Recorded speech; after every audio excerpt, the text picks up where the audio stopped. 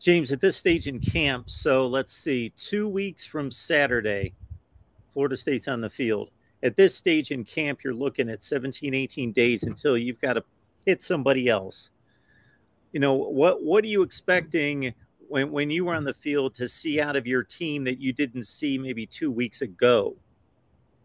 I'm expecting guys I didn't think about to kind of show up, or guys that I wasn't expecting to kind of show up and be able to create depth. Like your freshman, like, okay, man, this freshman stands out. I vividly remember Anton Smith standing out when I was a senior and being like, yo, this freshman actually has some skills that was unexpected.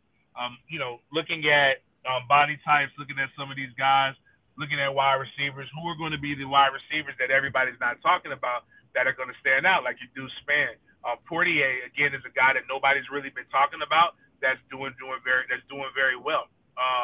At linebacker, I think it's Omar Graham is kind of standing out. I'm excited to see him get some reps, and even the DJ Lundy. DJ Lundy's kind of been forgotten about a little bit. He's more of a downhill type of linebacker, but I now if he had to start, I'd be a little more afraid. But I'm excited to see him get reps. But and on top of that, my key guys being my key guys. Like, I don't need Kalen DeLoach to take a step back. I need to make sure every time Kalen's in, Kalen's solid and still progressing. So that's kind of what you need to see at this point in camp.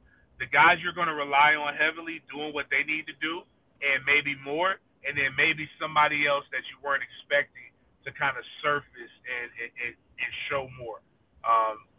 Maybe I would like Wyatt Rector to maybe show up a little bit more as a backup tight end, because I think he's got a really, really high ceiling. And really just who are the guys that are commanding. But perfect example, I guess, to use this stuff, like a Joshua Farmer. Joshua Farmer and Malcolm Ray. Every time I've seen them, I'm like, yo, like I saw some significant time with Fabian Lovett and Robert Cooper weren't practicing, and I didn't even notice that they weren't there. And that's not a bad thing on them. That just means the young guys were coming in and doing what they needed to do.